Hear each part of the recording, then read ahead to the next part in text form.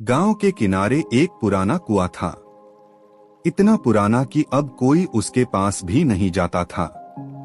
लोग कहते थे कि उस कुएं में कोई वो कैद है, एक चुड़ैल, जो रात होते ही अपनी मौजूदगी का एहसास कराती है।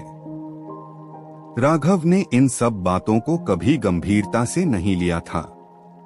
शहर से पढ़ाई करके लौटा था और उसे ये सब अंधविश्वास लगता था। लेकिन उस रात कुछ ऐसा हुआ जिसने उसकी पूरी सोच बदल दी। रात के करीब 11 बजे थे। पूरे गांव में सन्नाटा पसरा हुआ था। अचानक राघव के घर के बाहर से किसी औरत के रोने की आवाज आने लगी। बचाओ, कोई तो बचाओ। आवाज इतनी दर्दनाक थी कि राघव का दिल कांप उठा। उसने खिड़की से बाहर झांका, मगर वहां कोई नहीं था। आवाज फिर आई, इस बार और पास से, मुझे यहां से निकालो। राघव ने टॉर्च उठाई और घर से बाहर निकल आया।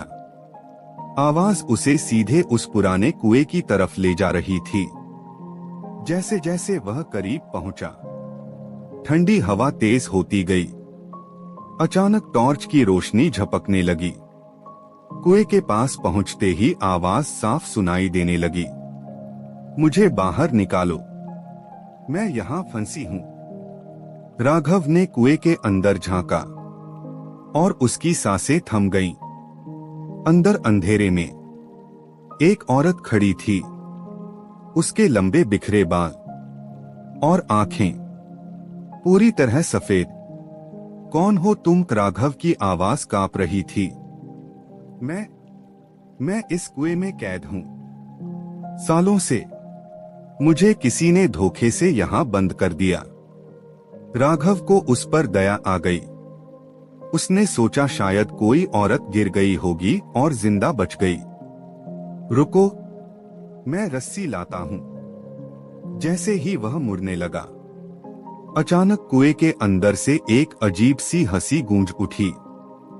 हाँ हाँ हाँ, आखिर कोई आया तो। राघव ठिठक गया। क्या मतलब? औरत की आवाज अचानक बदल गई। अब उसमें डर नहीं, बल्कि एक डरावनी खुशी थी। मैं यहां कैद नहीं हूं, मैं इंतजार कर रही थी किसी के आने का। राघव पीछे हटने लगा।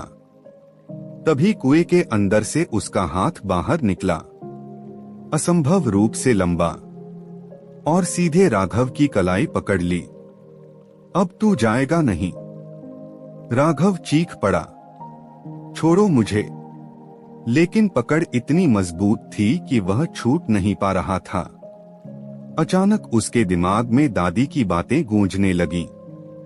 उस कुएं के पास मत जाना, वहां एक चुड़ैल बंद है। जिसे कोई आजाद करेगा, वही उसकी अगली शिकार बनेगा।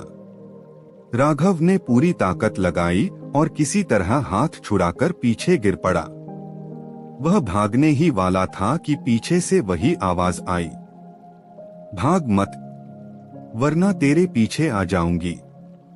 राघव ने पीछे मुड़कर देखा। कुएं से वो औरत धीरे धीरे बाहर निकल रही थी, लेकिन उसका शरीर इंसान जैसा नहीं था। हाथ पैर टेढ़े मेढ़े और चेहरा खून से सना हुआ। तूने मुझे जगाया है, अब तू ही मुझे मुक्त करेगा। राघव भागने लगा पूरी ताकत से, लेकिन अचानक उसके सामने रास्ता बंद हो गया, जैसे कोई अदृश्य दीवार खड़ी हो गई हो। पीछे से कदमों की आवाज, और फिर अब कहां जाएगा? चुड़ैल उसके बिल्कुल पीछे खड़ी थी। उसकी सांसें ठंडी थीं और उसकी आंखें सीधे राघव की आत्मा में झांक रही थीं। मुझे सिर्फ एक शरीर चाहिए, फिर मैं हमेशा के लिए आजाद हो जाऊंगी। राघव समझ गया, वो उसके शरीर में आना चाहती है। नहीं, मैं नहीं, तू ही है जिसने मुझे बुलाया।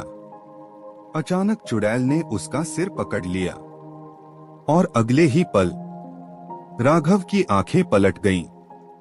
पूरा गांव अगले दिन चौंक गया। कुएं के पास राघव खड़ा था, बिल्कुल शांत, लेकिन उसकी आंखें अब सफेद हो चुकी थीं।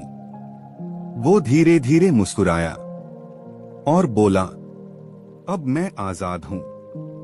गांव वाले डर के मारे पीछे हट गए। लेकिन कहानी यहीं खत्म नहीं हुई। उस रात फिर वही आवाज आई, मुझे यहां से निकालो।